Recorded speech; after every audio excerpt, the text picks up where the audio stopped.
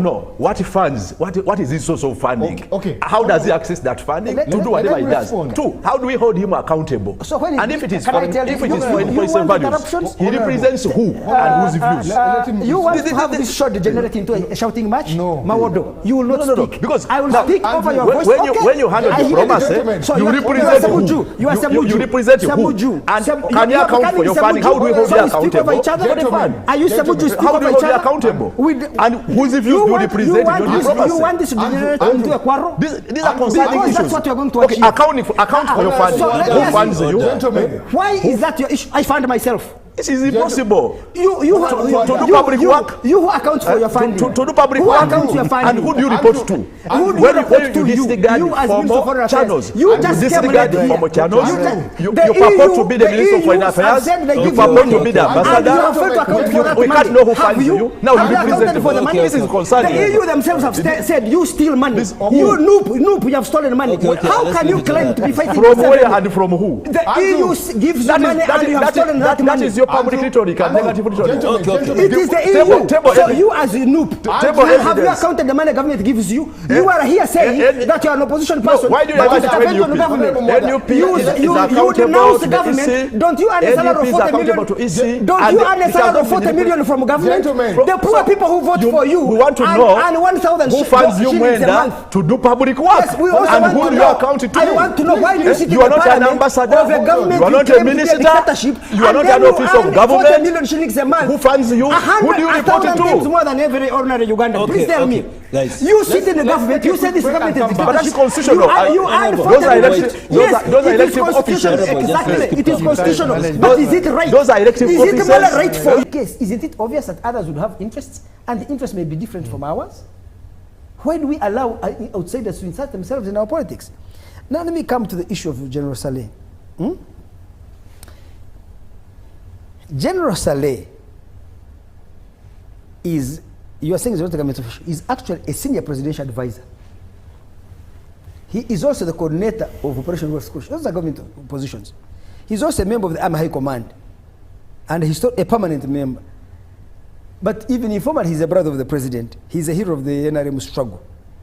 All these aspects give him incredible influence, access and influence. He can call his brother anytime and he has influence. Let me tell you, there is no system in the world, Mawado, which works purely on formal institutions. All states have formal structures, but these formal structures are embedded in informal networks and ties. It is the informal networks and ties that allow formal structures to work. I'll give you an example. The world almost came to an end during the Cuban Missile Crisis of 1962. At the height of the crisis, President Kennedy could not get many issues through the Army and the Ministry of Foreign Affairs. He sent his brother, Robert, to meet a man called, I forget, Anatoly Dublin, who was the Soviet ambassador. They sent him at night.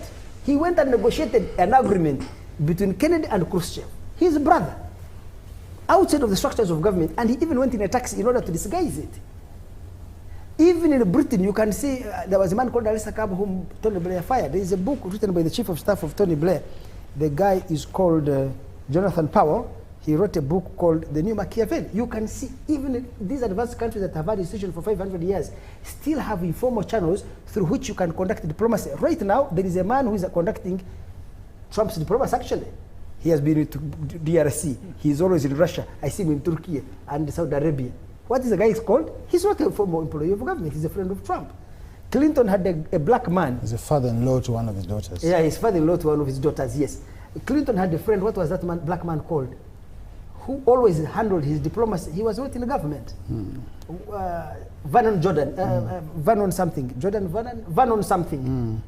So the use of informal channels to achieve formal objectives is a common practice in diplomacy. Deep state is not our word. It's their word. It is their word. I have been involved, for example, in relations between Uganda and Rwanda.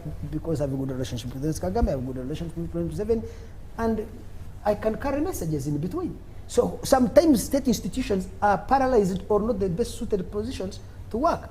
But always these formal institutions, rather informal institutions, must reinforce formal institutions. So formal institutions don't work in a vacuum, Mwenda. When you come to power, No. you will find... Hold a second. I do not disturb your presentation. Even when you are accusing me of... Allow just information. I told democratic institutions and constitutional establishments, including ministries. Now you are seeing him confessing live that he has been engaged in diplomacy. And for us who are keeping government in check, we have a mission. How do you keep Andrew in check? we have a mission, an embassy in Rwanda with a diplomat and the staff. In fact, he's even a general. Can I finish? Now, it is facilitated and funded with a vote on taxpayers' money to execute diplomatic work and diplomacy.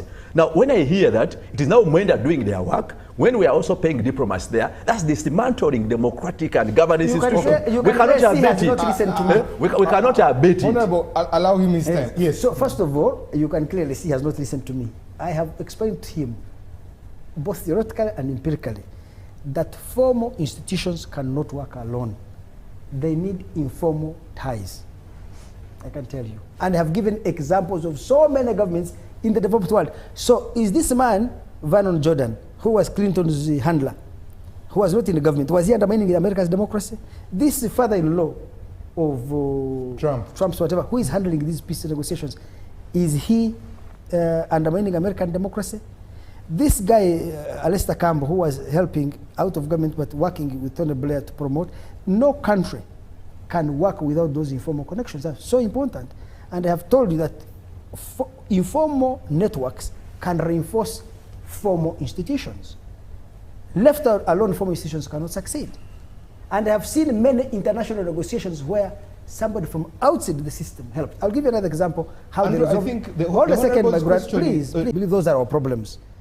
We should address them as Ugandans, and we should refuse foreigners to insert themselves in our affairs. That is my principle. And to you, Nicholas, if you read anything I have written, I oppose all forms of aid, whether it is humanitarian, whether it's technical, whether it's financial. You can read over the last 20 years, I have written so much about aid. I believe financial aid, for example,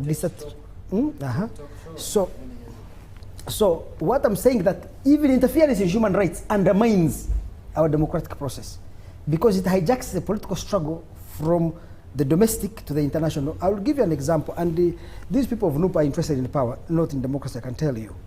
That's why they would invite these Muzungu to get involved.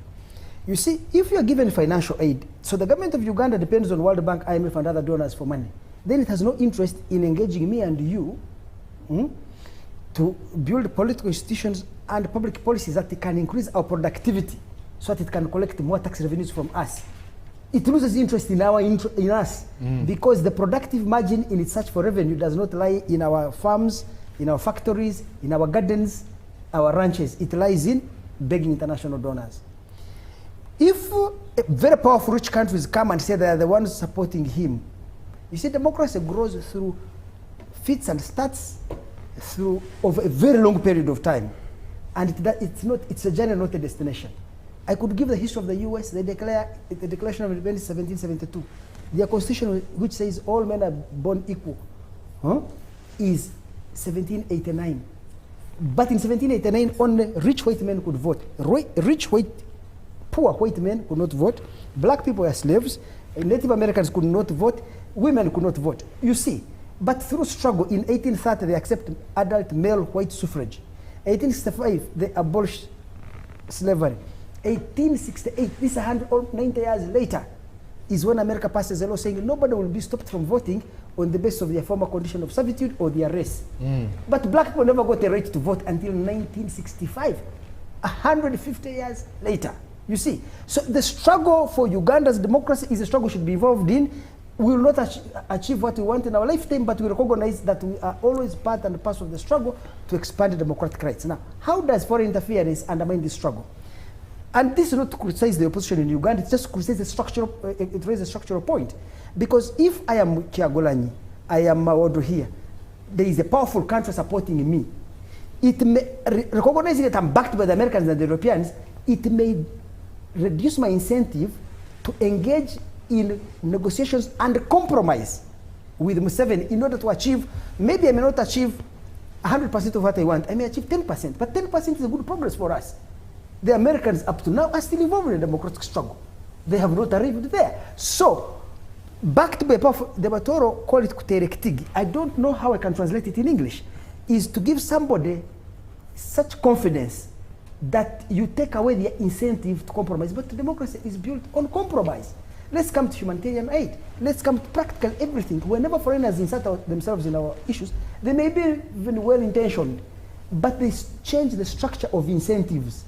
Because if you know that whenever there is a famine, somebody will come and give you food, then the government's incentive to build institutions and policies to guard against famine are reduced.